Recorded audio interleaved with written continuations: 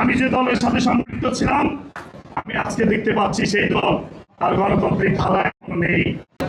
অনেক রক্ত, অনেক ত্যাগ, অনেক জীবনের মূল্য বিনিময়ে ৩৬ জুলাই একটি ঐতিহাসিক গণবিপ্লব অনুষ্ঠিত হয়েছিল।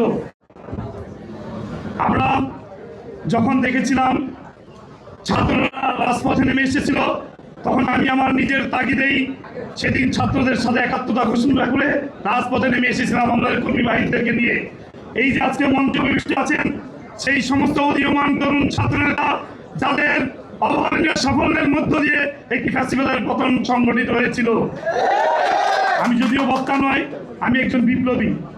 জীবনের যৌবনের শ্রেষ্ঠ সময়গুলো আমাকে কারাগারেই থাকতে হয়েছে। দীর্ঘ প্রায় 10টি বছর বিভিন্ন মেয়াদে আমি কারাগারে ছিলাম। ফ্যাসিবাদের বিরুদ্ধে আন্দোলন লড়াই করতে গিয়ে অসংখ্য সহযোদ্ধা সহকর্মীদেরকে হারিয়েছিলাম। আমি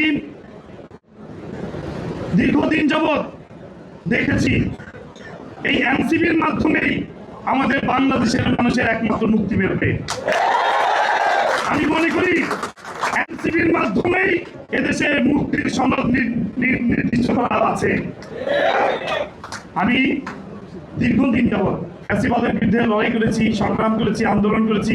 আমার পরিবারের বিরুদ্ধে প্রায় 550 মিথ্যা মামলা ছিল। কারো আফ্রিকার শ্বেতশত্রুদের বিরুদ্ধে, বর্ণবাদের বিরুদ্ধে কথা বলতে গিয়ে, আফ্রিকার মাটিতে বর্ণ বৈষম্য দূর করতে গিয়ে দীর্ঘ 27টি বছর ব্রিটিশার কারাগারে নেলসন ম্যান্ডেলা জেল খেটেছেন, কোনদিন কিন্তু আপোষ করেননি। আমি সরকারও কোনদিন আপোষ করিনি, আপোষ করতে শিখিনি। আমি যে দলের সাথে সম্পৃক্ত ছিলাম, আমি আজকে দেখতে পাচ্ছি সেই দল আর গণতান্ত্রিক ধারা এখন নেই। গণতন্ত্র থেকে সরে গিয়েছে, হয়তো তারা ভুলে গিয়েছে 1400 ছাত্র গণউত্থানে 1400 শহীদের রক্তের সাথে বেইমানি করে বিশ্বাসঘাতকতা করে এই দেশে কেউ টিকে থাকতে পারবে না।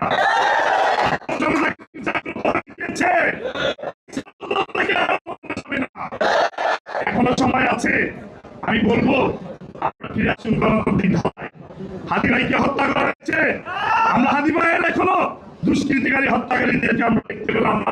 এই সরকার গ্রেফতার করেছে, পূর্বের সরকারও কিন্তু গ্রেফতার করেনি। কিসের জন্য করেনি? কারা এটার সাথে জড়িত? আমি আবার দেখতে পাচ্ছি সেই পূর্বের ঘনঘটা বাংলাদেশ আবার তাড়াতাড়ি ভারতের আধিপত্যবাদীদের বিরুদ্ধে আমাদেরকে আবার হচ্ছে এই মাঠে আনতে হবে। দিল্লিতে আমরা দেখেছি স্বৈর শাসক। আমি শাসনামলেই কারাগারে ছিলাম। বিএনপি বলেন, বিএনপি করেছি, তারপরে আমরা জেলে ছিলাম একসময়। আমি শাসনামলে ছিলাম, আমি সব শাসনামলে দেখেছি। স্বৈর শাসক আমরা দেখেছি, স্বৈর শাসক সহ্য হয়েছে।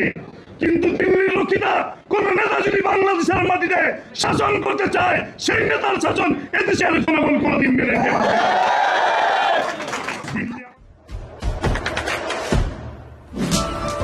দেশে দেশে সবার সাথে দ্য নিউজ।